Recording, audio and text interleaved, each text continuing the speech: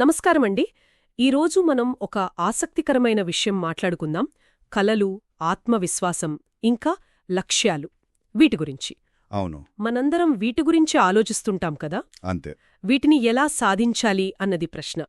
కొన్ని తెలుగు కథనాలు, నిపుణుల సలహాలు, స్ఫూర్తిదాయక సూక్తులు, వీటి సాయంతో కొంచెం లోతుగా చూద్దాం. తప్పకుండా.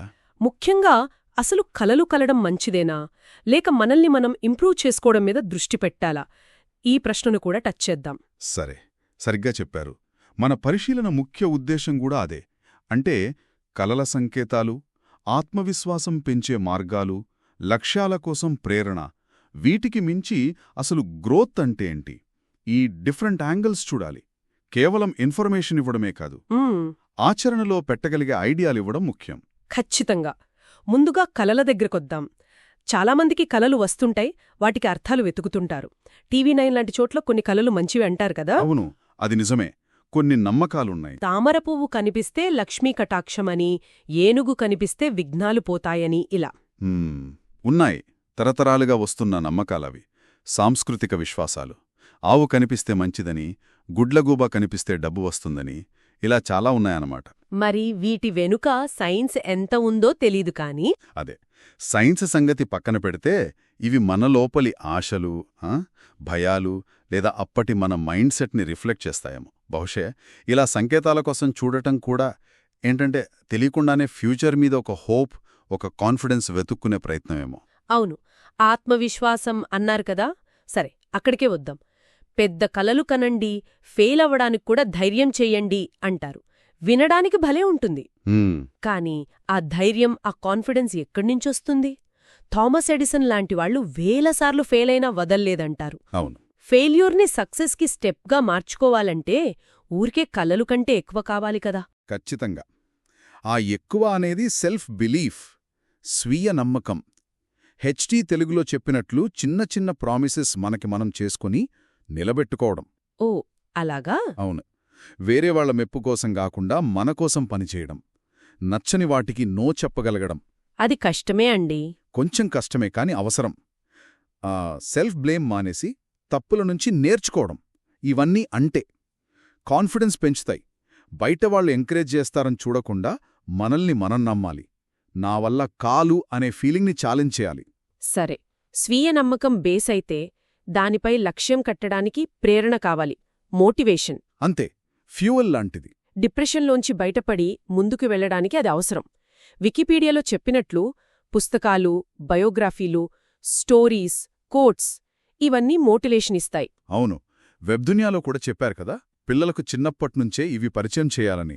మరి మోటివేషన్ నిలబెట్టుకోవడం ఎలా? అదొక ఛాలెంజ్ కదా. నిజమే. మోటివేషన్ బయటనుంచి రావచ్చు, లేదా మన లోపల నుంచి కూడా రావచ్చు. కేవలం కోట్స్ చదివితే సరిపోదు. లక్ష్యమంటే ఏంటో క్లారిటీ తెచ్చుకోవడం ముఖ్యం. సంచిక పత్రికలో చెప్పినట్లు లక్ష్యానికి ప్లానింగ్, పట్టుదల, నిజాయితీ అవసరం. స్వామి వివేకానంద చెప్పినట్లు గమ్యం చేరే వరకు ఆగకూడదు అనే తపన ఉండాలి. అవును.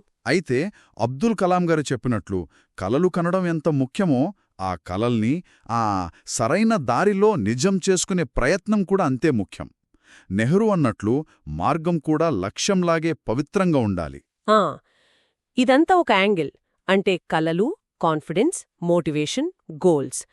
కాని ఇషా ఫౌండేషన్ నుంచి సద్గురు ఏంటంటే పూర్తిగా వేరేలా చెప్తున్నారు, దాదాపు ఆపోజిట్గా. అవును. ఆయన దృష్టిలో అసలు కలలు కలడం కన్నా మన కెపాసిటీ పెంచుకోవటం మీద ఫోకస్ చేయాలంటున్నారు.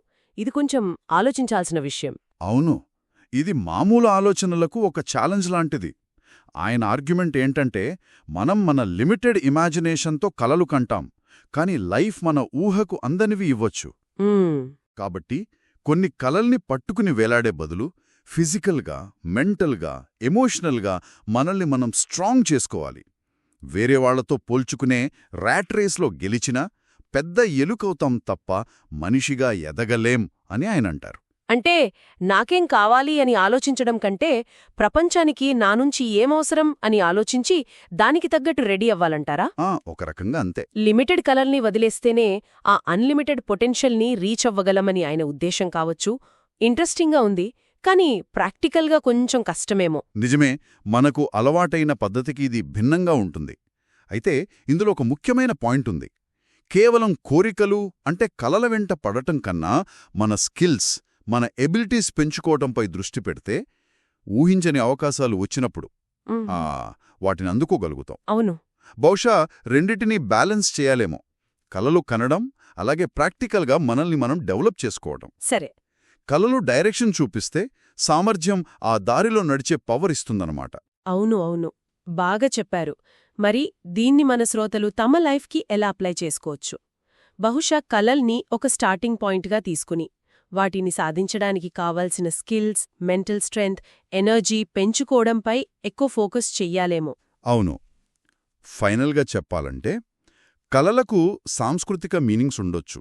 కానీ ఆ కలల్ని నిజం చేసుకోవాలంటే ధైర్యం, self belief, right motivation, clear planning, కష్టపడటం, వీటన్నిటితో పాటు మనల్ని మనం అంటే పూర్తిగా ఫిజికల్గా, మెంటల్గా, ఎమోషనల్గా బిల్డ్ చేసుకోవడం చాలా ముఖ్యం. సద్గురు చెప్పినట్లు మన కెపాసిటీ పెంచుకుంటే మన కలల హద్దుల్ని దాటిన లైఫ్ని కూడా మనం క్రియేట్ చేసుకోగలం. కాబట్టి మన శ్రోతలు ఆలోచించాల్సింది బహుశా ఇదేనేమో. కేవలం నా కలలేంటి అని అడగడమే కాదు, బహుశా ఇంకా పవర్ఫుల్ క్వశ్చన్ ఇది కావచ్చు. రేపు ఎలాంటి ఆపర్చునిటీస్ వచ్చినా, ఎలాంటి ఛాలెంజెస్ వచ్చినా, అవి నా ప్రస్తుత కలలకు అందకపోయినా సరే, వాటిని ఫేస్ చేయడానికి, వాడుకోవడానికి ఈరోజు నేను నాలో ఏ సామర్థ్యాలను, ఏ శక్తిని పెంచుకోవాలి? అద్భుతం. ఈ ఆలోచనతో ఈనాటి మన చర్చను ముగిద్దాం.